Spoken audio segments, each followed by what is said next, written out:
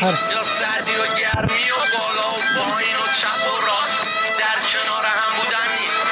اینجا فقط دو ساید منفی و مثبت نیستن، دو تا نقطه هم تو عمر هم دارن. هر کدوم دو تا هسته که نشون میده تولد نور تو دل تاریکیه. این یاد خوردیم به در و دیوار، کج و کل سرد و بیکار شده مخرد داده.